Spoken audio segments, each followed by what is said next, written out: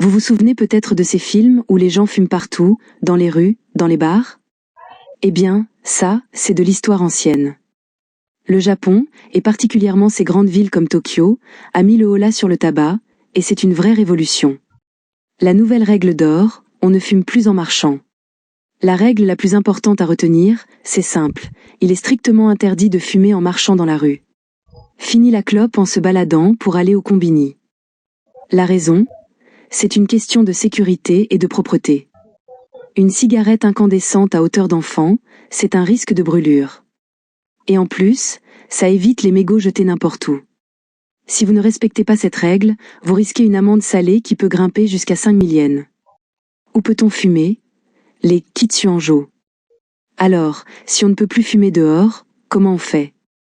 Le Japon a la solution, les zones fumeurs désignées, ou kitsuanjo. Ce sont des sortes d'aquariums en verre, souvent climatisés, où les fumeurs peuvent se retrouver. Vous les trouverez un peu partout, près des gares, devant les centres commerciaux, ou encore dans certains parcs. C'est le seul endroit où vous êtes autorisé à fumer en extérieur. Cherchez bien, ils sont souvent indiqués. Et les restaurants, bars et hôtels? Côté intérieur, c'est aussi le grand changement. Depuis une loi de 2019, la plupart des restaurants et bars ont interdiction de permettre de fumer à l'intérieur. Mais il y a des exceptions pour certains établissements peuvent avoir un fumoir séparé, où on ne peut ni manger, ni boire. L'idée est de protéger les non-fumeurs. Donc, avant de commander, jetez un œil ou posez la question. Quant aux hôtels, la plupart proposent encore des chambres « fumeurs » si vous êtes en manque. Le mot de la fin.